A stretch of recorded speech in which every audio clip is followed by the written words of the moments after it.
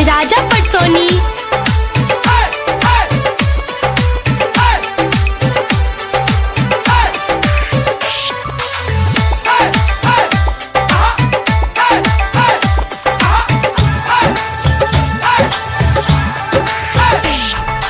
ये हो भोलेनाथ देहि आशीर्वाद, मेहरी मिली हमरो झकास।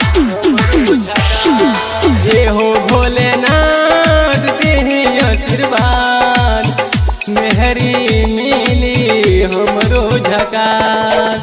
संगहि दिनवा कटत जाई, संगहि दिनवा कटत जाई, मन में न रही कोनो आस भोलेनाथ, मन में न रही कोनो आस।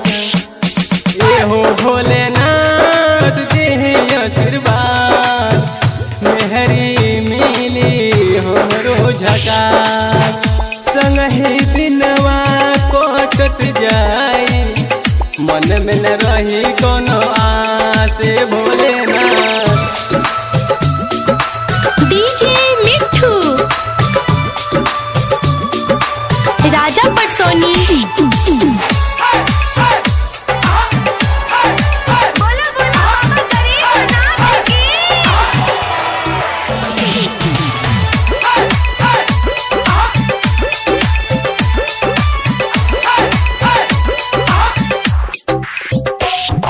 लागे न एक पल कहीं पर भी मन रे, जिंदगी लागेला सखी हमरो वीरान रे, जिंदगी लागेला सखी हमरो वीरान रे, जिंदगी लागेला सखी हमरो वीरान रे। लागे न एक पल कहीं पर भी मन रे, जिंदगी लागेला सखी हमरो वीरान रे, जिंदगी लागेला सखी हमरो वीरान रे।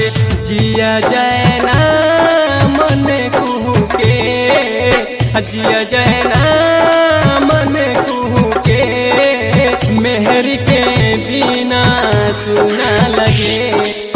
संगहि दिनवा कटत जाई, संगहि दिनवा कटत जाई, मन में न रही कोनो आस भोलेनाथ, मन में न रही कोनो आस।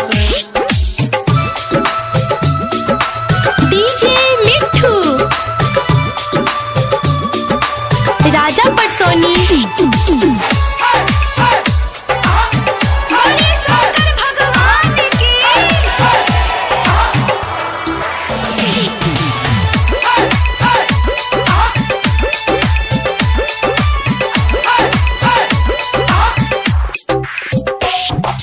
दिल मगर ना दिल हमर लागे, जैसे कोनो दिल हमर ले गइल चुरा के, जैसे कोनो दिल हमर ले गइल चुरा के,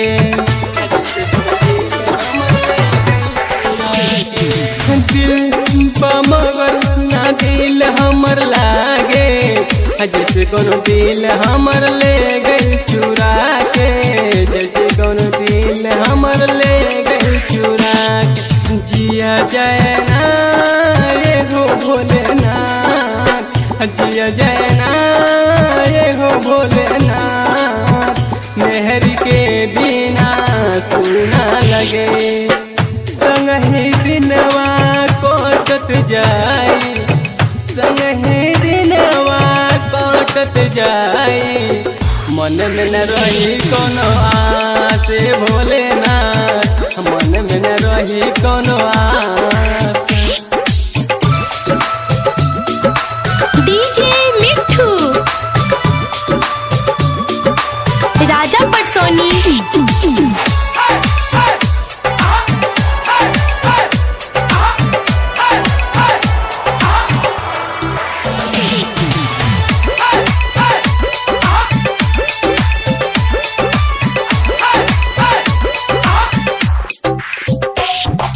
कैसे बताई दर्द कहलो न जाता, जियत शरीर यहाँ के जान लेके जाता, जियत जियते शरीरिया के जान लेके जाता।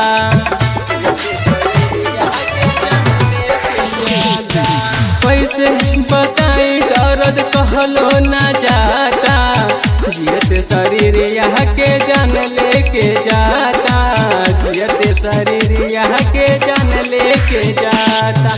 बिनते में गावे जितिया, बिनते में गावे जितिया, हमरे खातिर पूजन करे।